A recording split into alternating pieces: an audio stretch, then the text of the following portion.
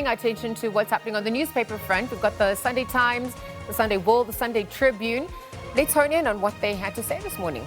Sunday Times, they're on your screen, running with the big headline, Open War in the DA. Sacked Minister Dion George takes Steenhuisen to the public protector. Oh, that is the big story they're running with there. Revving up for the ANC. This ANC supporter there in a motorbike making a grand entrance at the Moorooling Stadium to mark the party's 114th celebrations. How Gauteng lost 1 billion rand on unfinished schools. That story continues more on page 2 as well. Then it's minister versus ex-minister in an internet war. You can see CCC Tolashe and Lindiwe Zulu. So those are the top stories that they're running with at this hour. Let's turn our attention from the Sunday Times to the Sunday World on your screens. Well, you can see the big picture there. Of course, ANC President Cyril Ramaphosa, he sets the party agenda during its 114th anniversary.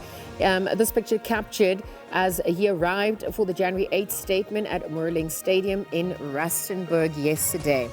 Illegal immigrants will collapse, SA. Limpopo Premier wants undocumented migration curbed, jobs reserved for South Africans. And Msimanga may take on Steenhuisen. That's obviously looking at the internal dynamics that's happening within the DA. Their COVID leadership bid rupturing the DA ahead of its April conference. Gauteng leader Salim Msimanga weighing a challenge to party leader John Steenhuisen. Last but not least, turning our attention to the KZN-based newspaper there, the Sunday Tribune, just popping up on your screens. So the story that they're running with, Ramaphosa's NDPP pick fuels debate over transparency.